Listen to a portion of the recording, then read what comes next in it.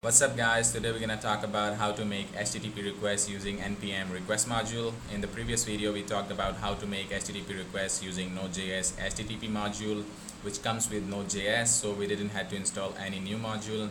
But the only problem was we were dealing with very low level API and we had to write a lot of code to make an HTTP request. So what request does is it hides that low level API and allow us to make HTTP call by writing less code.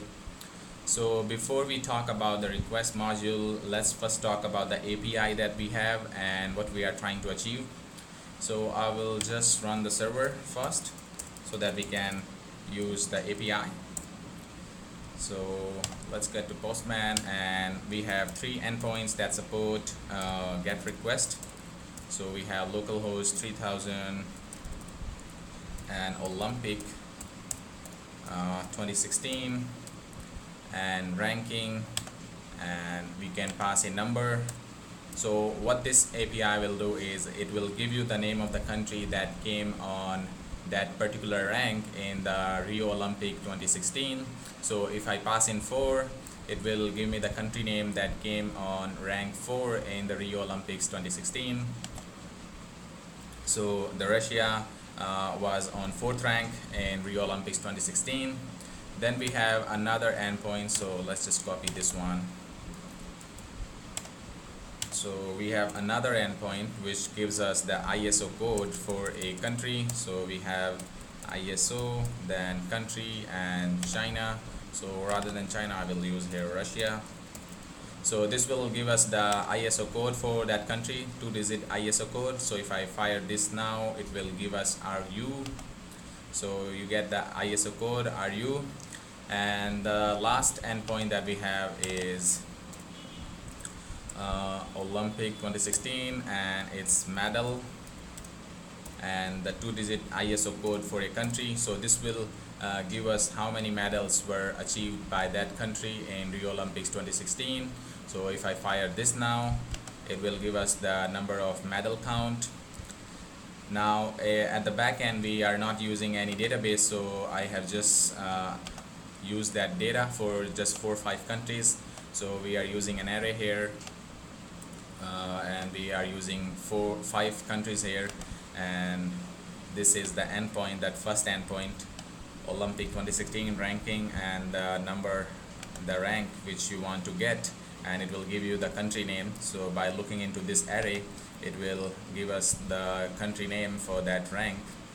Now in the second API endpoint, we again using a JavaScript object for lookup. So we have this JavaScript object that will look for that country name, and it will give us the 2-digit ISO code.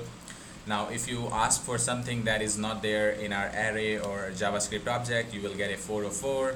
So if you ask for a rank that we don't have at the back end, say rank number 10, it will give you a 404 saying record does not exist.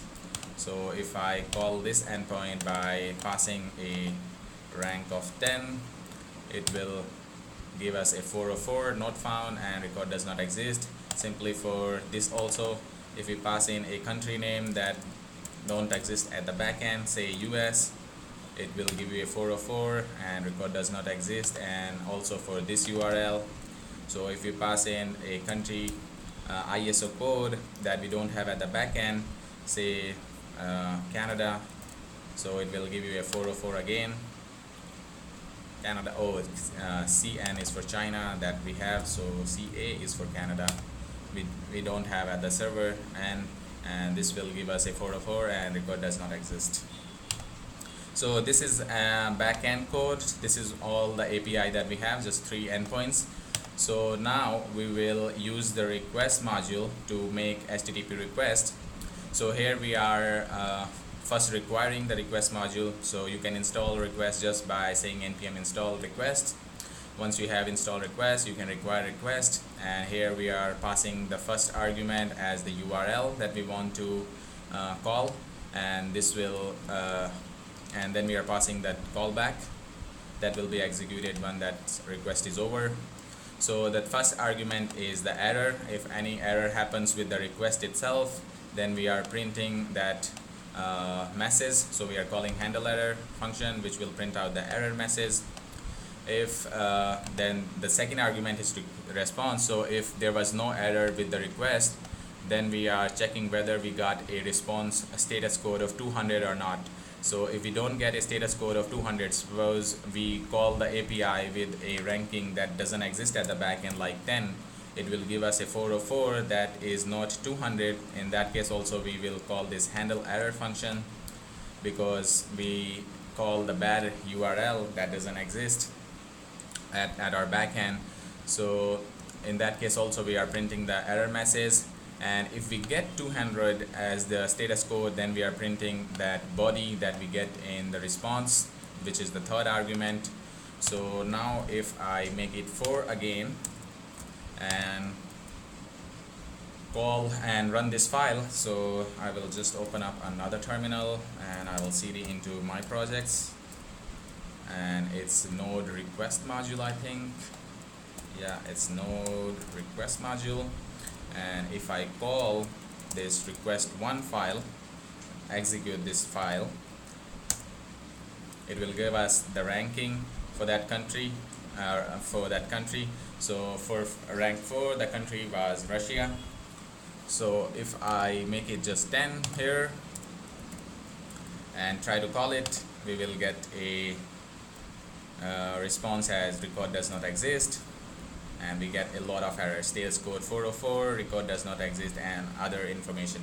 So here we get this thing printed. So what happens is, if I just stop the server, then that request won't be successful, and this error will be there, and which will result in the execution of this handle error function. Now we have stopped the server, and now if I try to execute this file again, we will get the error, but this time we will get error for connection refused. So let's just start the server again. So this code is less compared to what we wrote in the previous video when we were talking about HTTP module. So request does hide this low-level API for us. So this is how we can make HTTP request using request module. Now here we are calling the first endpoint, and note that here we haven't specified that we are using get method, but by default request uses get. If you pass in a URL string, you can also pass a object, JavaScript options object here, and the second argument will be callback. So if you see the request documentation, so request takes an options object and a callback. You can also pass a URL. The first argument can be either a URL or an options object, and the by default method will be get. The HTTP method by default is get. So if you don't pass in an option objects, that by default method will be get. And request also have this convenient method http.put for put request, http.post for post request. So if I search here for http.post, we will not http, it's the request.post. So request.post, this is the method. Yeah, just go back one back. So we have request.get. So we can also execute get request by using this method. We have request.post, request.put, request.batch, request.del for delete, and request.head and options. So this is the API for request module. Now what we are trying to achieve is we want to find out how many medals the country that came on rank 4 got. So if currently we cannot get by a single request, so we have to fire multiple requests. So first we will find out the country name that came on rank 4. Once we get that country name, then we will find out the ISO code for that country, 2-digit ISO code, and once we get that, we will fire the medal endpoint, which will give us the number of medals that that country with that ISO code got. I have designed this API intentionally like this so that we can explain the callback help problem. So now let's see this request2 file where we start another request inside the callback. So it's the same thing as the previous one, and rather than just printing here the response for the first request, we are starting a new request inside the callback of first request. And here again we are checking if there was any error with the request, and we got a status code of 200 or not. If not, we are printing that message, error message. We are calling the handle error. And if the request was successful and we get a status code of 200, then we are just printing that body that we got as the response. Now if you see that error handling here, we are simply checking whether the response.status code was 200 or not. But you can check it whether the status code was in between 200 or 299, because for all successful requests we get a status code in between 200 and 299. But in our case, we are just we know that we are sending back for success, we are sending back a status code of 200. That's why I just fitted that. But in real, you will put more or a larger range, so you will put a 200 to 299 range to check whether the status code was a successful status or not. So you can see now this code, we are starting another request inside the first callback, which is still readable. You can say it just got a too much indentation. So here we have first request, and inside that callback we are starting another request and printing the body of what we got from the response as from the second request. So now if I execute this file, first we will get this printed, which will give us the country as Russia, and then we are using that country name to call our second API endpoint, ISO country, and we are parsing that body, and we are getting the country property of that, and we are calling it, and this is the callback for the second request. And this will print us the 2-digit code for Russia, which is RU. So let's execute this file. So if I execute node request 2.js, so we got as the first response the country that came on rank 4. Then for our second response, we get the ISO code for that country, which is RU. Note that JSON.parse can also result in an error if we get a invalid JSON as response, and when we try to parse it, we can get a error here also. So we can put it in into if before trying to parse that response. So we can put a condition here before trying to parse that into a JavaScript object, just to be aware of. We haven't did that in this case here. So now we have made 2 requests. So we start our second request once the first request is complete, because our second request depend on the response that we get in the first request. Now let's see this request 3, where we fire off another request and the callback of second request. So this is the callback for the second request, and here we are starting another request, which is to get the number of medals that that country got. So again, it's the same thing, just we have added one more request here in the callback of second request. So if I execute this now, so node request 3, so we got our first response, which was the country name that was on rank 4, which is Russia again. And then we got our second response from the second request, which is the ISO code for Russia, which is RU. And the third response is the number of medals that Russia got, which is 56. So now we know the number of medals that country got, which was on rank 4. So this is how we have currently written our code. And now this problem is, now see this code, this problem and this code structure is called Pyramid of Doom, and we have get into a callback hell problem where we start a request in the callback and we nest our request inside callback. So this is less readable code and definitely less maintainable code. So this problem is called the callback hell problem, where you get into one callback and you start another request, we do something, and which will give us another callback, and inside that we start another request. So here we started one request inside the first callback, then inside the second callback we started another request. You may have another request here after getting a third response. So we are getting deeper inside our callbacks, and this problem is called the callback hell problem, and we should always try to avoid this problem. So now let's talk about how we can avoid this problem and how we can avoid getting into callback hell at the first time. So here we have a simplified version of this code.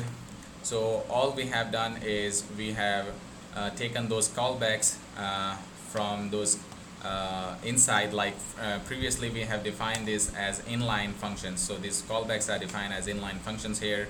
So what we have done is we have just extracted that code out and assigned it to a variable, and we are passing that to when we are starting a request. So here we have just for get rank we have taken that code as a function and extracted that code. For ISO also we have extracted the code, and for medal count also.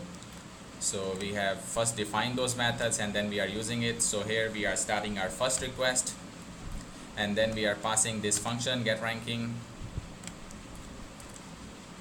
variable, which points to that function, which reference that function. So once get ranking is done, we are passing we are starting another request, our second request, but we are not defining that callback here inline. So we are passing this second function here. So once that first request is done, completed, it's successful, we are firing our second request and passing the callback here. So this get ISO, in the get ISO we are starting our third request. So when get ISO is successful, we are calling this third request and passing it the callback here, get medal count. So if I execute this file, we will get the same response, but it's definitely better than the previous code that we wrote, where we have this callback hell problem. We are getting into inside callbacks and the pyramid of doom problem. So if I execute this file, we will get the same response. So let's execute this one. So node handling callbacks, so it's a handling callbacks.js. So we still got the same response, but it's definitely much better than what we wrote here. So this is the one way of handling callbacks, where you take your callback function and extract that function and pass that function rather than defining it inline in that function itself. Now we have another version of this. So here we can just simplify our error handling. So in the next version we have just simplified our error handling a bit. So if there is any problem with the error, or we got a status code which is not 200, we are calling the handle error function, and otherwise we are starting our request. Similarly in all those functions we are doing the same thing. So you can also put here whether there was an error or a status code which was not 200 or not in between 200 and 299. So you can put that thing also here rather than just checking for only 200 status code. So if I execute this, it's just the same thing. We just removed some line of code by handling errors, by just making it easy and writing less code for our error handling. We just put that two condition into just one if block. So let's just execute this one. So node and handling callbacks, and it's a simplified error handling. So again we will get the same output, it's just we have that better error handling. But at times you may want to use handle errors differently. So in that case you cannot just simply do an OR on all the error conditions that you want to check. So you may want to handle these errors differently. In that case you will require to handle check for different kind of errors by doing an if else. So this is how we can avoid callback hell problem, by defining our functions first So in this video we talked about the callback hell problem, how we get into callback hell problem, and how we can avoid getting into callback hell problem. So in the next one we will talk about the famous library async.js that we can use to make our job easy. And async.js actually have a lot of utility functions that we can use, and we will use one of the async utility function to achieve what we are trying to do currently by writing this code. So we will do that in the next one. If you want to get the code of this, just grab the code from here. So in the next one we will talk about handling callbacks using async, and we will do the current thing that we have done using this code. We will do that with async npm module. So we will talk about that in the next one.